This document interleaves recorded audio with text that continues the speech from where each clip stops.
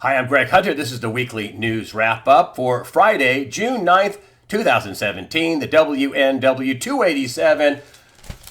Today was equally bad days, and actually this week was equally bad for both the mainstream media and fired FBI Director James Comey. Now, this is the USA Today and everybody else in the mainstream media. Comey was their darling. They were just sure he was going to destroy the president. After all, they put this out, this pre-headline, ex-Chief Trump pressed on Flynn. Really? Well, not so much.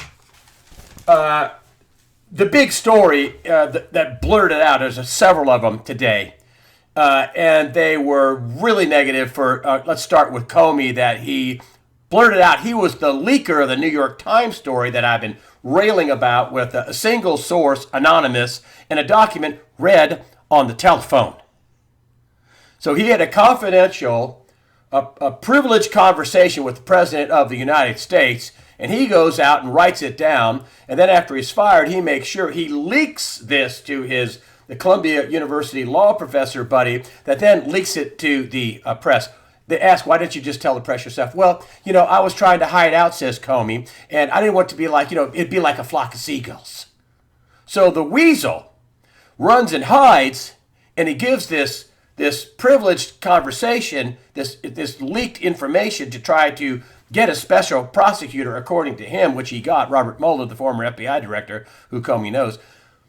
And so he leaks this privileged information, which I think he's in trouble for. This is work product. This is a notes on a conversation, which incidentally, he never, according to him, took them with meetings with Barack Obama, but he sure as heck did with Donald Trump, because he thought Donald Trump might be lying, that Donald Trump might lie. I don't care what it is. He is a self-admitted leaker of certainly classified, confidential, privileged information, and this is not the kind of thing that a former FBI director does to try to basically go after his former boss, who fired him.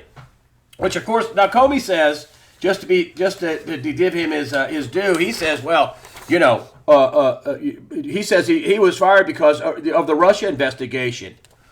Well, he sure wasn't fired because the investigation centered on Donald Trump. That's a big thing that happened today. Comey said over and over again today that he was not the target of the investigation, Donald Trump. The president was not the target of the investigation. He also said over and over again that Donald Trump never obstructed the investigation. He also, that's consistent with his testimony on May 3rd with the Senate, saying that didn't happen. That'd be a really big deal, according to Comey. That never happened in my experience. It never happened. Just didn't happen. But yet he wants it both ways. He wants this comment that he leaked to the New York Times that said that Donald Trump says, I would hope you would see a way to let that go. And after all, Comey did say that General Flynn was really just touched on the investigation. It wasn't really a focal point of the investigation. General Flynn, Trump said he's a nice guy. In other words, he had already fired Flynn. Isn't that enough? But I would hope you could just let this go. I would hope. I hoped for a BB gun when I was 10 years old, but my mother said I'll never get one because, I'd put somebody's eye out, and I probably would have. Doesn't mean you're going to, And then I think Eric Trump came out and said, listen, if my dad told Comey to do something, he'd know in no uncertain terms that what he wanted done. And I hoped you would kind of let this go. It's kind of like, well, I kind of hope he's a nice guy. I fired him already. But no, this was drummed up so you could get a special prosecutor to try to say that Donald Trump obstructed justice, even though he said in the hearings, was that a command? No. So this wasn't a command. No, it was not a command. But it was direction. So when has anybody been, the senator, in this hearing on Thursday, when has everybody been arrested or convicted of a crime for hoping for an outcome? Has that ever happened? No. If it was such a big deal on May 3rd, you sat in front of the Senate under oath and said, oh, no, nobody has obstructed justice. And just trying to move the investigation or turn the investigation is also considered obstruction of justice. Of course, the Clinton campaign taking a hammer to a hard drive and using BleachBit on servers and destroying 33,000 emails while you're under a subpoena to produce those emails, I guess that wouldn't be obstruction of justice. Talking to Loretta Lynch, Loretta Lynch's boss, sitting on the tarmac with a target or witness of investigation, former President Bill Clinton. I guess that wouldn't have anything to do with obstruction of justice, could it? That couldn't possibly be obstruction of justice. But this one sentence, I would hope you could just let that go. That's something that needs a special prosecutor, Robert Mueller, to come in and try to get an impeachment hearing started in some criminal act for President Trump. Not going to happen. It wasn't obstruction of justice. You can't have it both ways, James Comey. You can't sit there in one hearing after another and say, oh, no, I never had obstruction of justice. And yet you can come around and say, no, he was giving me he was giving me direction. Well, if it was so important, did you tell anybody? Did you report it? Did you tell the Assistant Attorney General? Did you tell the Attorney General? Did you report it to anybody? Oh, you just took a creepy note and stuck it in a book, and then later, after you're fired, gave it to your buddy, so he would go call the New York Times, and they'd do you would be able to read him a quote over the phone, and shh, don't use my name. So you could get a special prosecutor? Really? Outrageous. Trump wasn't the target of the investigation. That sure as heck wasn't leaked out. And over again, Trump, Comey, in prior testimony and testimony this week, said, yeah, he didn't try to obstruct justice. There's no there in this story, folks. And if you take a look at this, and this is where I think Comey's in trouble. I mean, President Trump's lawyer, his name is Mark Kasowitz, he's the baddest of bad guys. I mean, badasses. I don't mean bad persons. I mean, he's a real deal a lawyer. And he says President Trump's lawyer, leaker Comey, retaliatory in unauthorized disclosures to press of privileged communications with the president. It certainly doesn't make Comey look good to be a leaker. And I think he violated the law. And this is work product. This is a private one-on-one meeting between him and the president. And I know Comey would like to say that, he cleared the room. Well, Comey cleared the room not more than, 6 or 8 weeks earlier when he was meeting with President Trump in Trump Tower to talk about this bogus dossier by this former MI6 agent that was nothing more than, negative, negative research on Donald Trump. And Comey said, well, he fired me for, because of the Russia investigation. I don't know. I would have fired you for giving everybody immunity in the Clinton email scam. The email case, the criminal investigation. You didn't get a single prosecute. You get a single conviction. You didn't prosecute anybody, but all the key players got immunity. That's outrageous. And yet the press wants to focus on this obstruction of justice and the long road to impeachment. Fat chance, mainstream media. You guys look bad on this phony story that is a completely bogus, phony story. And let me tell you who one of your biggest critics was, none other than your fair-haired, dark-haired boy, James Comey. Slams the New York Times. Fake news on Russia probe story was almost entirely wrong. Here's the real headline that happened 2/14/17 from the New York Times. Trump campaign aides had repeated contacts with Russian intelligence. Wrong. Almost entirely wrong, according to James Comey. I got a bit of a cold, so I'm going to cough, so I don't have to do it over. And then just in general, talking about the press and all these anonymous sources and documents they don't see and sources they don't name, which is totally bogus. I mean, I could never do a story with an anonymous source. Well, you can have an anonymous source, but you better have some sources to back this up. You better have documents in hand where you can authenticate the documents. I could never do a story on the president of Ford Motor Company or the head of the Joint Chiefs, let alone the president of the United States, with documents I did not have or see and sources I could not name. That's not journalism, folks. That's propaganda. And here's Comey again on just the general mainstream media. I'm not picking on reporters that about writing stories about classified information. Is that people talking about it often don't really know what's going on. So hey, MSNBC and CNN. Well, CNN had to correct the story also. CNN, Washington Post, New York Times, CBS, NBC News, ABC. Hey, you guys suck at your jobs. You fell for a phony narrative and kept pushing a phony narrative about President Trump's Russian collusion. That didn't happen.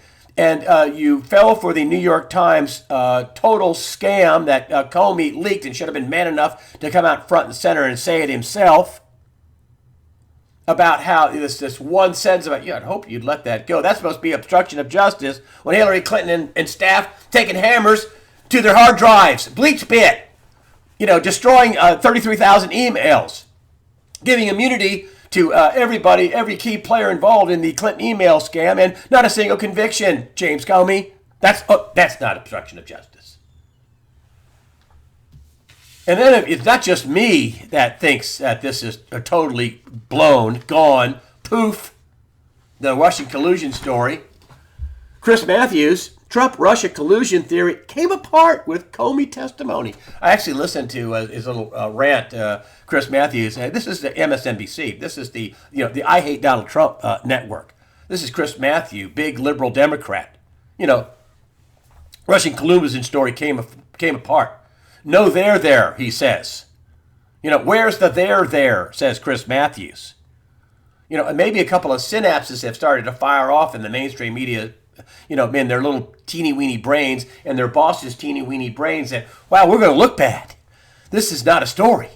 And I've always said the real story is an outgoing president using the resources of the FBI and the intel agencies to try to undermine and destroy an incoming president and his administration. That's what this story is about. That's what the unmasking's about. That's what all the spying's about.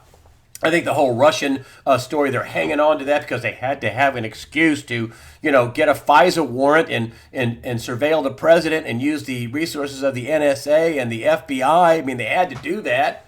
I mean, here James Comey talking about how, the president cleared the room. Why did he clear the room? Well, I don't know. Why did you clear the room, James Comey? 6 weeks earlier, we were talking about this document from this bogus MI6 agent about Trump jumping up and urinating on beds and Michael Cohen, his attorney, being in Eastern Europe. Oops, wrong Michael Cohen.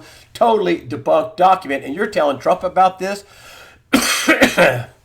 Hey, James Comey, did you also tell Donald Trump you used that bogus document to get FISA warrants to surveil him, as you said you didn't do, and surveil his administration, his incoming administration? Did you tell Donald Trump that you used this bogus document to get a FISA warrant?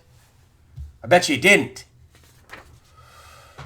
And then this little bomb drops out. I mean, Comey looks, you're talking about obstruction of justice. And then we have Comey, Loretta Lynch tried to influence statements on Hillary Clinton investigation. Add that to all the hammers and the BleachBit and the Loretta Lynch on the plane with, a target or witness of the investigation, Bill Clinton, and then she tried to influence. She said, wanted to call it a matter instead of a criminal investigation. Why didn't you make that public? Why didn't you go public with that? Why didn't you leak that little piece of information to the New York Times? Huh? And then I'm telling you, a bad day, bad week for Comey. Hey, about all of this spying going on. What have I been saying? An outgoing administration with all the resources of the intel agencies and the FBI trying to undermine and destroy an incoming president and his administration, a duly elected president, trying to delegitimize, trying to impeach, trying to send to jail anybody they can. This came out this week. Lawsuit against Comey claims FBI illegally spied on government and Trump. And this is from OAN, One American News. Comey is facing a lawsuit filed by an ex-Intel contractor claiming the FBI illegally spied on millions of Americans. The suit also could prove that the intelligence community is actively working against President Trump. Alleges FBI spying on high-ranking government officials, like the president, such as Supreme Court judges, and also President Obama was named in this suit. as helping to orchestrate the resources of the NSA, the CIA, the FBI towards an incoming president, Donald Trump, and his administration to try to undermine and destroy him. Comey is at the center of that a little lawsuit. Bad day for James Comey. Bad day for the mainstream press. Russian collusion story, poof, bye-bye. Obstruction of justice story, poof. Like to see him make that one stick after all the real obstruction of justice by other people that he was supposed to be having a criminal investigation, which to me just sounds like a criminal cover-up of the Clinton email scam. And let me just sum it up. She had private servers to cover the fact she was taking treasonous bribes. This is what I think. To a now shutting down global charity fraud, the Clinton Foundation. That's what was going on, folks. But we couldn't make that case. A fifth of our uranium production ended up in Russian hands. Talk about Russian collusion after $145 million was donated to the Clinton Foundation. 9 players donated $145 million. And then a fifth of our, and this is a company called Uranium One, a fifth of U.S. uranium production ends up in Russian hands. Qatar, you haven't heard about this story. There's a little island in Qatar. I mean, this is just a little peninsula that is on the south or southwest a part of the Persian Gulf. There's a U.S. air base in Qatar. And they have a huge, there is a huge blowout between Saudi Arabia and its allies against Qatar, supposedly over their support for terrorists. There's a land blockade. There's a sea blockade going on. Turkey has come in on the side of Qatar. So has Iran. More headlines. Clear escalation. Arab countries release list of terrorists supported by Qatar. This is Zero Hedge, another Zero Hedge headline. Qatar says will never surrender. Welcomes Turkish troops in Qatar as Iran offers food and ports. Remember, the U.S. has a big Air Force base in Qatar. And it is flying the missions to combat ISIS, a huge, very large Air Force base in Qatar. And we have they're just about ready to come to blows. And now we have Iran and Turkey coming in on the side of Qatar against Saudi Arabia and their allies. This is a big story that's completely flown under the radar.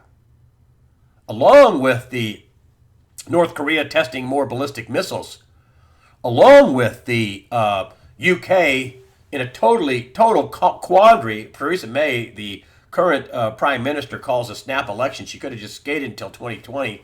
And because of all these terror attacks, she lost her majority, basically. We have a majority less a parliament in Great Britain. Who knows what's going to happen? The big ultra left-wing Liberal Party, the guy by the name of Corbyn, gained major ground. This could reverse a Brexit. Nigel Farage says Brexit's in trouble. They're going to be reeled back in, by the animal that is the European Union. The unelected officials of the European Union are going to suck them back in. Maybe.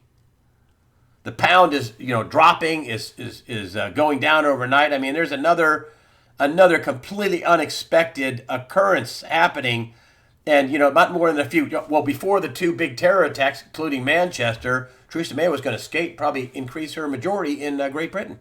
Not going to happen. Not going to happen. And then we have record highs in the stock market today. And I called my friend Manarino before I went on the air and said, "Hey man, you've been watching the markets all day. Just give me your quick analysis of why in the heck do we have record highs?" He said, "Man, I'll sum it up in one sentence. Wall Street thought Donald Trump won in Thursday's hearings. Comey lost, Donald Trump won. New record highs." That's according to Gregory Manarino at TradersChoice.net, a personal friend of mine, but a smart guy on the economy and the markets. And this is Paul Singer. This is what he said. He is a multi-billion-dollar money manager. I'm concerned. I'm very concerned. What we have today is a global financial system that's just about as leveraged, and in many cases, more leveraged than before 2008. He's making comparisons to 2008, the leverage just before the 2008 meltdown, and he is absolutely correct. Not in many cases, I would say all cases. The global debt has, went from about 160 or 70 trillion to 230 trillion dollars. We packed on another 60 trillion in global debt. People say we printed bonds. We didn't print bonds. When we printed money, we didn't print money. We printed bonds. That's really what we printed, bonds.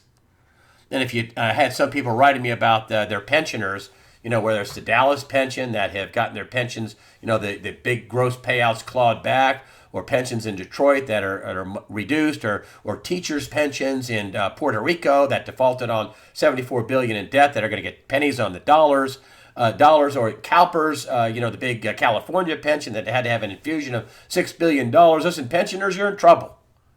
You don't expect you're going to get that money or the buying power of the money they have promised you. I find it highly unlikely that pensioners will be getting A, the buying power of their money, or B, the actual money that they have. The bonds are no good. The bonds are in trouble.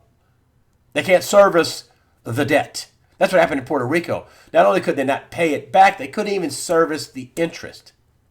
That's what's happening, is that we have a huge debt problem. We have a bond bubble. We get as Andy Hoppin was saying, we get just a tiny move in interest rates and the whole thing can come apart. That's how much debt we have. It's just really frightening. And finally, one thing that I wanted to bring up here, and I just want to kind of bring this up. Thanks to all you guys, I hit 100,000 subscribers on my YouTube channel, and I don't juke the channel. I don't do fake stuff. I just please subscribe. I don't do any crazy stuff. I just put the videos out and ask people to subscribe. Well, Google, YouTube, I should say, gave me this silver button. Here it is. This is for YouTube, USA Watchdog. Congratulations for 100,000 subscribers. This is according to them, and they sent me this plaque in this nice case here. It's pretty nice. It's heavy, actually. And this is what they said for 100,000 subscribers, hoping that I'll do better and I'll get 1 million subscribers and all that. And I got to say, that's pretty nice. That is pretty nice. And that's all I'll say. And it is pretty nice. Listen, thank you for supporting USAWatchdog.com. Thank you for subscribing on the YouTube channel. Sometimes because of a glitch, you have to subscribe over and over again. I'm putting this message up about how, you have to subscribe. And sometimes you get unsubscribed, but then you have to resubscribe, whatever. But thank you for supporting USA Watchdog. Thank you for supporting the USA Watchdog / Greg Hunter channel on YouTube. Appreciate that. I just couldn't have done it without you guys. Really appreciate it. And just in closing, I just want to say, just fear not. That term is used over and over again, as I said last week in the Bible. Fear not. Prepare yourself mentally, physically, above all, spiritually. Fear not. Jesus Christ has all power over heaven and earth. Fear not. Thank you for supporting USAWatchdog.com.